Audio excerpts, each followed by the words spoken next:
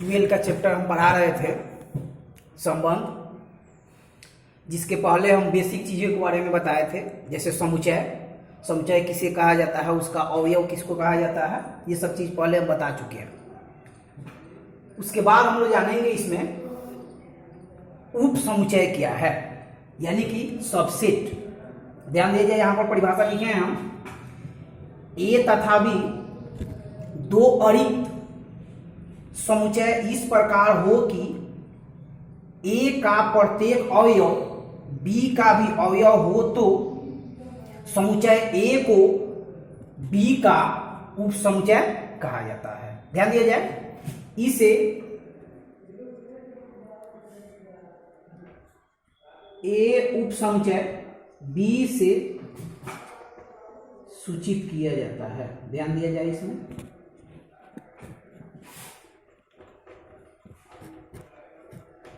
सूचित किया जाता है। ध्यान दिया जाए, जैसे दो समुच्चय, ध्यान दीजिए यहाँ पर दो समुच्चय अगर हम लिख देते हैं, ए बराबर आपका यहाँ पर दे दिया है 1 2 3 हो गया, और एक दूसरा समुच्चय बी है जिसका एलिमेंट है यानी अवयव है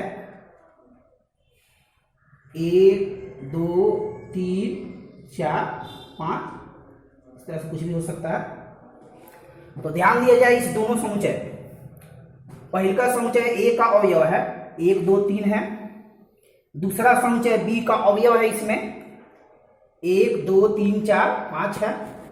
तो इसमें देखा जाए, ए का प्रत्येक अवयव बी में प्रेजेंट है। ध्यान दिया जाए, 1 2 3 ए का एलिमेंट है, ये तीनों अवयव बी में प्रेजेंट है। ध्यान दिया जाए, इसीलिए समुच्चय ए को समुच्चय बी का उप समुच्चय कहा जाता है। ठीक है, ध्यान दिया जाए यहाँ पर, इसीलिए हम लोग लिखेंगे ए, ये उप समुच्चय का चिन्ह है, ए उप समुच्चय बी।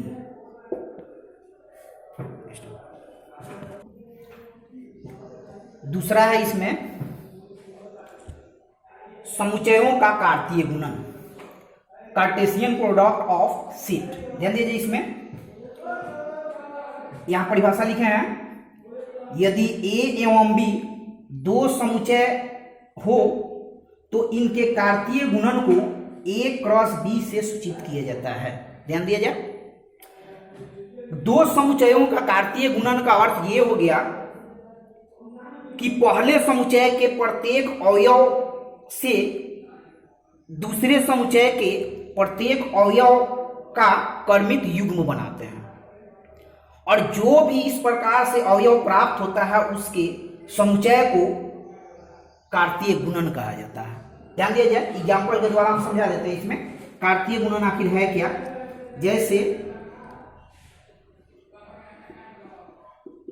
जैसे यदि कोई समुच्चय ए है जिसका एलिमेंट है 1 2 है, ठीक है, एवं दूसरा है समुच्चय आपका बी है जिसका एलिमेंट आपका आ गया 3 5 है, तो इसीलिए अगर हम लोग निकालेंगे दोनों समुच्चय का कार्तीय गुणन, यानी ए क्रॉस बी हम लोग निकालेंगे, तो ए क्रॉस बी का मतलब ये हो गया कि दोनों हम लोग समुच्चय को रख देते हैं, 1 2 क्रॉस ये हो जाएगा, दूसरा समुच्चय है 3 5 है। ठीक है, तो इसके कार्तीय गुणन हम लोग कैसे निकालते हैं, इसका ये चीज देखा जाए। ठीक है, तो कार्तीय गुणन के बारे में अभी हम बताए हैं कि ए के प्रत्येक एलिमेंट का बी के प्रत्येक एलिमेंट से ऑर्डर्ड पेयर यानी कि क्रमित युग्म हम लोग बनाते हैं। ध्यान दिया जाए, तो ए का पहले का एलिमेंट इसमें आपका 1 है, तो 1 से बी के 3 और 5 एलिमेंट से हम लोग क्रमित युग्म बना रहे हैं। ध्यान दिया जाए, तो क्रमित युग्म आपका ये हो गया, 1 को के साथ ले लिए हम यहाँ पर। ध्यान दिया जाए, बी में है आपका पहला एलिमेंट 3 है, फिर इसी 1 से ले लिए दूसरा एलिमेंट बी का है आपका 5 है, इसको ले लिए। उसी तरह से अब ए के दूसरा जो एलिमेंट है बी है, अवयव है, इस 2 से बी के दोनों अवयव से कर्मित युग्म हम लोग बनाते हैं। ध्यान दिया जाए, तो ये हो जाएगा आपका 2 3 हो गया, उसके बाद ये है आपका 2 5 हो गया। यही ध्यान दिया जाए, यही आपका निकल गया 2 समुच्चयों का कार्तीय गुणन। तो यहाँ पर A क्रॉस B का ये वैल्यू आपका है। ध्यान दिया जाए, इसी तरह से अगर हम लोगों को निकालना होगा B क्रॉस अगर A निकालना है, तो इसका अर्थ हो गया कि B वाला समुच्चय हम लोग पहले रखेंगे, यानी कि ध्यान दीजिए इसमें B का सेट क्या है 3 5 हो गया, और A सेट है आपका 1 2 है। तो हम लोग इसका कार्तीय गुणन निकालते हैं, किस प्रकार निकालेंगे, तो ठीक इसका अपोजिट हो जाएगा। उसमें A के प्रत्येक एलिमेंट से B के प्रत्येक एलिमेंट का हम लोग का कर्मित युग्म बनाते थे। और इसमें है B क्रॉस A का अर्थ ये हो गया कि B के प्रत्येक अवयव का A के प्रत्येक अवयव से कर्मित युग्म हम लोग बनाएंगे बारी बारी से। ध्यान दिया जाए, तो यहाँ पर हो जाएगा, ऊपर जान जाते नीचे आप लोग समझ सकते हैं। नीचे आपका हो गया B का पहले का एलिमेंट आपका 3 है, तो 3 का पेयर बनाते हैं आपका 1 से, फिर इसी 3 से बनाते हैं पेयर 2 से। ध्यान दिया जाए, और फिर 5 जो हो गया 5 का कर्मित युग्म बनाते हैं 1 से, और ये 5 का कर्मित युग्म हो गया 2 से। तो इस तरह से ये A क्रॉस B हो गया, ये B क्रॉस A हो गया। ध्यान दिया जाए, A cross B cross A कभी ये आपस में इक्वल नहीं होता है, क्योंकि A क्रॉस B का मतलब हो गया कि A के एलिमेंट से B के एलिमेंट का हम लोग कर्मित युग्म बनाते हैं, और B क्रॉस A का अर्थ ये हो गया कि B के प्रत्येक एलिमेंट का A के प्रत्येक एलिमेंट से हम लोग कर्मित युग्म बनाते हैं, और इस प्रकार से जो भी समुच्चय प्राप्त होता है उसी को इसका कार्तीय गुणन के नाम से हम लोग जानते हैं। ध्यान दिया जाए। तीसरा है इसमें, ध्यान दिया जाए, कार्तीय गुणन में अवयवों की संख्या। 2 समुच्चय का अगर हम लोग कार्तीय गुणन निकालते हैं, तो उसमें ये जानना जरूरी होगा कि इसका जो अवयव होगा उसकी संख्या कितनी होगी। ये चीज है, कॉम्पिटिटिव में भी सबसे ज्यादा ये पूछता है, तो कुछ हम लोग बात याद रखेंगे इसमें। कार्तीय गुणन में अवयवों की संख्या, number of element in Cartesian product of seat. ध्यान दीजिए, तो इसका परिभाषा हम लिखे हैं यहां पर, समझिए। यदि समुच्चय A में P अवयव हो एवं समुच्चय B में Q अवयव हो, तो A क्रॉस B में PQ अवयव होंगे। ध्यान दिया जाए, अर्थात यहां पर आपको फॉर्मूला के द्वारा समझा देते हैं। यदि नंबर ऑफ A बराबर आपका P है, इसका अर्थ हो गया कि समुच्चय A में अवयव P है, और नंबर ऑफ B बराबर इसमें आपका Q है, यानी कि B सेट में Q अवयव है। तो number of A cross B, यानी A क्रॉस B में कितने अवयव होंगे, ये चीज आप ध्यान दीजिए इसमें। तो ये हो जाएगा आपका, ध्यान दीजिए, नंबर ऑफ A क्रॉस में नंबर ऑफ B, यानी नंबर ऑफ A का वैल्यू यहाँ पर P है, और गुणन क्या हो गया, नंबर ऑफ B का वैल्यू क्या है, Q है। तो इस प्रकार से आपका PQ हो गया। ध्यान दीजिए, अब हम एग्जाम्पल के द्वारा समझाते हैं। ध्यान दिया जाए, इसमें एग्जाम्पल आपका हो गया। इसमें यदि क्वेश्चन इस तरह से रहेगा, यदि A बराबर, ध्यान दिया जाए, 1 2 ये आपका हो गया, एवं B बराबर आपका हो गया, ध्यान दिया जाए, 1 3 5, B में 3 एलिमेंट है, तो A क्रॉस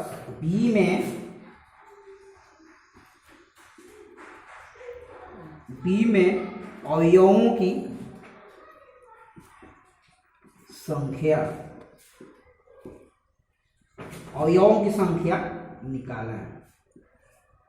चेक क्या होगी, ध्यान दिया जाइए, ये चीज है। इस प्रकार से क्वेश्चन आपका रहेगा, ध्यान दीजिए। तो सॉल्यूशन जो हम लोग इसका करेंगे, तो इसमें ये आपका दिया है, क्या दिया है, नंबर ऑफ ए, यानी ए में कितना एलिमेंट है ये आप देख सकते हैं यहाँ, ठीक है। नंबर ऑफ ए में आपका यहाँ पर 2 एलिमेंट है, तो नंबर ऑफ ए बराबर 2 हो गया। इसी तरह से नंबर ऑफ बी, यानी कि बी में कितना एलिमेंट है देख लिया जाए, 3 है, तो 3 हो गया ये। तो इसीलिए हम लोग निकालेंगे number of A cross B, यानी कि कार्तीय गुणन में कितने अवयव होंगे, ये ध्यान दिया जाए। तो ये आपका हो जाएगा number of A cross number of B, यानी नंबर ऑफ ए का वैल्यू आपका पहले ही से है 2 है, और ये हो गया आपका 3 हो गया, ये आ गया आपका 6। तो इसके कार्तीय गुणन में अवयवों की संख्या जो होगी वो कितना हो गया, 6 आपका हो गया। अगर हम लोग इस दोनों समुच्चय का कार्तीय गुणन निकालते हैं, तो कार्तीय गुणन में जितने भी अवयव वहां पर होंगे उतना अवयव आपका यहाँ पर निकल जाएगा, ध्यान दीजिए। तो उसको हम लोग निकाल करके गिनती करेंगे, और इसको बिना निकाले हुए हम लोग डायरेक्ट हम लोग निकाल सकते हैं कि उसमें कितना एलिमेंट होगा, ध्यान दीजिए। मेन हम लोग टॉपिक में आ गए, अब ध्यान दिया जाए, जो चैप्टर हम लोगों को पढ़ना है उस टॉपिक पर हम लोग आ गए। ये हो गया संबंध। संबंध को जानने के लिए ढंग से जितना भी पहले हम बेसिक पढ़ाए हैं वो चीज बहुत जरूरी था, इसीलिए हमने उसको पहले बता दिया, ठीक है। अब संबंध के बारे में वो ढंग से जानेंगे, इसमें ध्यान दिया जाए। संबंध आखिर होता क्या है, तो देखिए इसमें परिभाषा हम लिख चुके हैं। यदि ए एवं बी 2 समुच्चय हो तो ए क्रॉस बी के किसी भी उप समुच्चय आर को ए से बी में संबंध कहा जाता है।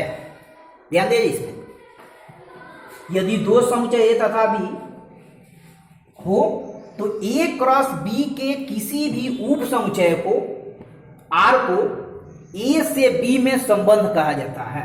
ये चीज ध्यान दें हम लोग, एग्जाम्पल से हम आपको बता देते हैं, ध्यान दिया जाए।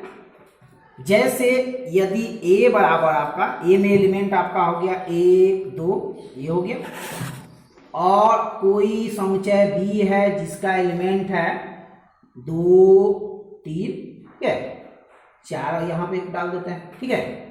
तो ध्यान दिया जाएगा, तो ये आपका आ गया, और कोई यहां पर आर एक संबंध आपका दिया है जो है 1 2 2 4, ये आपका कोई संबंध यहां पर आर दे दिया है जिसका एलिमेंट है 1 2 2 4 है। तो ये हम लोग को जांच करना है कि ये जो संबंध आर है ए से बी में संबंध है कि नहीं है, ये हम लोग को जांच करना है इसमें।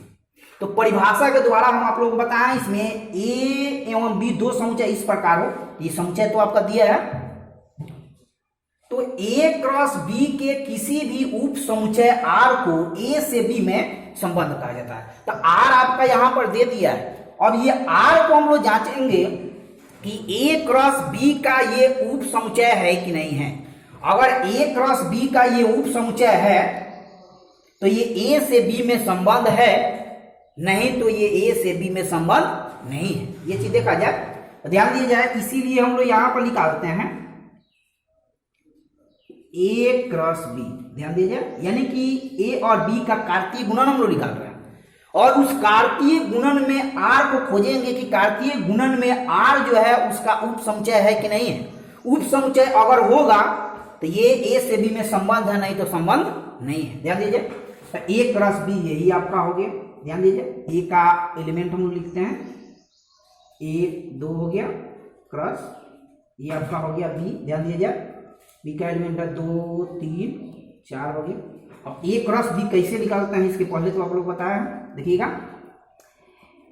एक का ऑर्डर पेयर हम लोग बनाते हैं बी के प्रत्येक एलिमेंट से एक के साथ, तो 1 2 हो गया, 1 3 हो गया, 1 4 हो गया, ध्यान दीजिए। तो एक से बी का प्रत्येक अवयव का क्रमिक युग्म बन गया। अब ए के दूसरे एलिमेंट से बी के प्रत्येक एलिमेंट ऑर्डर पेयर हम लोग बनाते हैं, ध्यान दीजिए, ये पहले बता चुके हैं।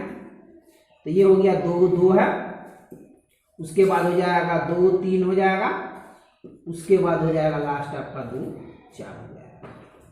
तो ये निकल गया हमारा अभी ए क्रॉस बी, यानी ए और बी का कार्तीय गुणन निकल गया। अब ये आर जो संबंध दे दिया है कि हम लोग देखेंगे आर का जो एलिमेंट है ए क्रॉस बी का उप समुच्चय है कि नहीं। उप समुच्चय का मतलब हो गया कि आर का जो अवयव है ये ए क्रॉस बी में मिलता है कि नहीं मिलता है, ये हम लोग देखेंगे इसमें। तो ध्यान दिया जाए इसमें क्या है, आर का पहले का एलिमेंट है 1 2, तो 1 2 देखा जाए ए क्रॉस बी में 1 2 ये तो मिल रहा है जी, ध्यान दीजिए, ठीक है। आर का दूसरा एलिमेंट जो है 2 4 है, तो 2 4 को देखा जाए इसमें तो 2 4 भी है, यहां पर है, ध्यान दीजिए, ये दोनों मिल गया। तो ये जब दोनों मिल गया तो आर जो हो गया ए क्रॉस बी का उप समुच्चय हो गया, ध्यान दीजिए, ए क्रॉस बी का उप समुच्चय हो गया। तो इसीलिए हम लोग लिखेंगे, ध्यान दिया जाए, संबंध आर, संबंध आर ए से बी में, ध्यान दिया जाए, संबंध है ए से बी में संबंध है, ध्यान दिया जाए, ठीक है। तो अब यहां पर एक एग्जाम्पल हम और लेते हैं, R1 को ले लेते हैं। अगर R1 आपका यहां पर दे दिया है कोई, ध्यान दिया जाए, R1 यहां पर आपका दे दिया है, मान लीजिए कि 1 2 है, 1 3 है और 2 5 है, ठीक है। तो यहां पर दूसरा संबंध आपका R1 यहां पर जो दे दिया है, इसका एलिमेंट है आपका 1 2 है, 1 3 है, 2 5 है। तो ये जो R1 जो हो गया, ये जो संबंध हो गया ए से बी में संबंध है कि नहीं ये हम लोग देखेंगे। तो इसके कार्तीय गुणन को हम लोग देखते हैं, कार्तीय गुणन में ये तीनों एलिमेंट प्रेजेंट है कि नहीं हम लोग देख लेते हैं पहले, ध्यान दिया जाए। तो 1 2 इसमें प्रेजेंट है, ठीक है, 1 3 भी इसमें प्रेजेंट है, 2 5 कहीं पर अगर देखते हैं तो ये कहीं पर भी प्रेजेंट नहीं है, ठीक है। तो यहां पर हम लिखेंगे, ध्यान दिया जाए, तो इसीलिए ये R1 जो हो गया, संबंध जो ये हो गया ए से बी में संबंध नहीं है। तो इसीलिए हम लोग लिखेंगे, ध्यान दिया जाए, संबंध R1 ए से बी में संबंध नहीं है। क्यों नहीं है, समझ में आया ना जी, क्यों नहीं है, क्योंकि इसका 2 एलिमेंट ए क्रॉस बी में मिल रहा है, लेकिन तीसरा एलिमेंट इसमें ए क्रॉस बी में नहीं मिल रहा है, इसीलिए ये संबंध नहीं है।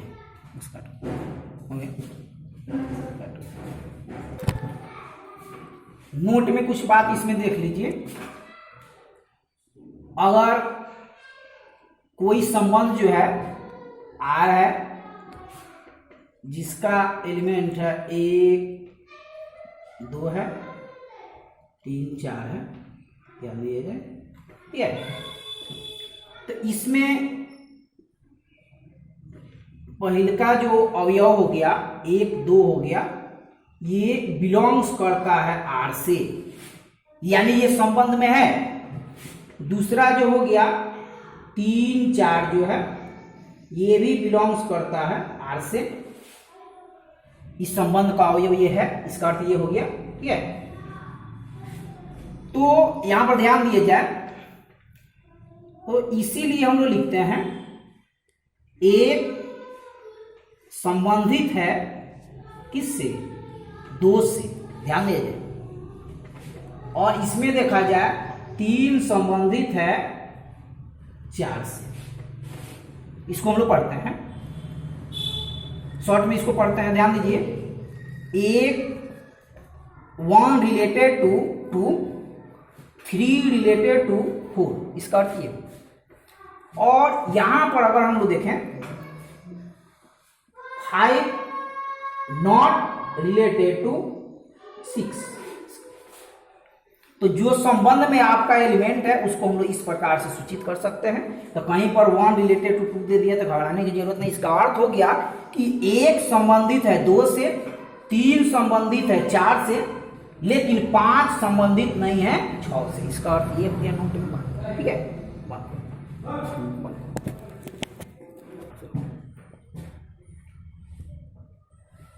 अब कुछ बात अब हम लोग यहां पर जानते हैं, ध्यान दिया जाए। संबंध का प्रांत किसको कहा जाता है, संबंध का परिसर किसको कहा जाता है, और संबंध का स्वप्रांत किसको कहा जाता है, ये चीज हम लोग ध्यान रखते हैं। कोई समुच्चय R A से B में यदि संबंधित है तो संबंध R के कर्मित युग्म के पहले निर्देशांक के समुच्चय को प्रांत कहते हैं। ध्यान दिया जाए, कोई संबंध अगर है तो उसका जितना भी एलिमेंट है उसके पहले निर्देशांक के समुच्चय को संबंध का प्रांत कहा जाता है। और उसी का उल्टा ये हो जाएगा, परिसर हो जाएगा। कोई संबंध R है तो उसके अवयव के दूसरे निर्देशांक के समुच्चय को परिसर कहा जाता है। ध्यान दीजिए इसमें। और ये जो है आपका कोई संबंध R A से B में यदि है तो समुच्चय B को संबंध R का सहप्रांत कहा जाता है। ध्यान दीजिए इसमें, आप लोग इसको परिभाषा अपने से लिख सकते हैं, ठीक है। ध्यान दीजिए, एक परिभाषा में कुछ नहीं है, इसमें एग्जाम्पल अगर समझ गए तो परिभाषा अपने से लिख सकते हैं। ध्यान दीजिए, अगर कोई समुच्चय A आपका है, ध्यान दीजिए, जिसका एलिमेंट है 1 2, और B कोई आपका एलिमेंट है, इसका है B कोई समुच्चय है जिसका एलिमेंट है 3 4 और 5 है, समझ कीजिए ये है, ठीक है। और कोई संबंध अगर यहां पर आपका R1 दे दिया है, 1 3 है, 1 4 है, 2 4 है, मान लीजिए ये आपका संबंध हो गया। A से B में ये संबंध है, ध्यान दीजिए। कोई समुच्चय A है, यहां पर B है, और कोई संबंध R है A से B में, R आपका दे दिए। तो इस संबंध का प्रांत किसको कहा जाता है, परिसर किसको कहा जाता है, और सहप्रांत किसको कहा जाता है, ये यहां पर ध्यान दिया जाए, ठीक है। तो इसीलिए हम लिखेंगे यहां पर संबंध R1 का प्रांत डोमेन क्या है। तो प्रांत के बारे में हम बताए हैं, कोई संबंध R A से B में हो तो संबंध R के अवयव के पहले निर्देशांक के समुच्चय को, पहले निर्देशांक के समुच्चय को उस संबंध का प्रांत कहा जाता है। ध्यान दिया जाए, तो पहले का इसमें निर्देशांक है आपका, देख लीजिए इसमें संबंध R1 में 3 वो अवयव है, 1 3 है, 1 4 है, 2 4 है। तो इसमें पहले का जो निर्देशांक है 1 है, 1 है, 2 है। दूसरा इसमें जो निर्देशांक हो गया पेन में दूसरा 3 है, 4 है और 4, ध्यान दीजिए। तो इसमें जो हो गया पहले का अवयव का जो निर्देशांक है, ध्यान दीजिए, इसके समुच्चय को संबंध R का हम लोग प्रांत कहते हैं। तो ध्यान दीजिए समुच्चय, तो समुच्चय में पहले का हम लोग निर्देशांक को लेते हैं, तो 1 है, इसमें भी 1 है, तो डबल है उसको नहीं लेते हैं, एक ही बार लेते हैं, 2 है, तो ये आपका हो गया 2। यानी कि समुच्चय 1 2 संबंध आर का हुआ आपका प्रांत हो गया। ठीक है, उसी प्रकार से R1 का ये जो हो गया परिसर, ध्यान दीजिए परिसर, यानी कि R1 का रेंज क्या है।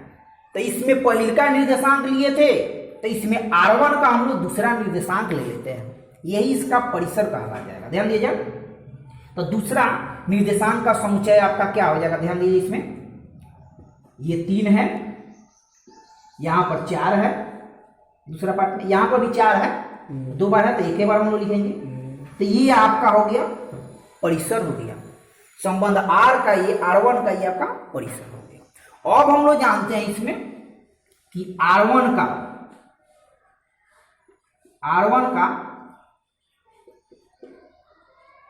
स्वप्रांत क्या है, R1 का स्वप्रांत। तो ध्यान दिया जाए, कोई संबंध R अगर A से B में है तो समुच्चय B को संबंध R का स्वप्रांत कहा जाता है। तो इसमें कुछ नहीं करना, B को हम लोग लिख देंगे यहां पर। तो B का जो भी B जो समुच्चय है, तो इसमें कौन कौन सा एलिमेंट है, ध्यान दीजिए, 3 है, 4 है, 5 है। तो यही B जो समुच्चय हो गया, यही संबंध R1 का आपका स्वप्रांत हो गया। ध्यान दीजिए, तो ये चीज हम लोग को 3 को ध्यान देना है इसमें। ठीक है, फंक्शन भी जो हम लोग पढ़ेंगे उसमें भी फंक्शन का यानी फलन का हम लोग प्रांत जानेंगे, परिसर जानेंगे, स्वप्रांत क्या है तो कुछ अलग है उसमें, ध्यान दीजिए। और ये आपका हो गया संबंध का प्रांत क्या है, परिसर क्या है, स्वप्रांत क्या है, यहाँ पर देख लीजिएगा। इसका परिभाषा अपने से एग्जाम्पल से सोच करके इसको लिख लीजिए, कोई दिक्कत नहीं इसमें। अब हम लोग इतना बात हम लोग जान गए संबंध के बारे में। इसके बाद हम लोग जानेंगे इसमें संबंध को निरूपण कितने प्रकार से किया जाता है, संबंध को लिखने का तरीका कितने प्रकार से किया जा सकता है, ये चीज हम लोग ध्यान देंगे। तो ये चीज हम बताएंगे कल संबंध का चित्रीय निरूपण कैसे किया जाता है ये कल हम बताएंगे। संबंध के बारे में और भी डीपली से कल हम लोग जानेंगे। जितना भी ये दिया गया है इसको दिमाग में रखिए।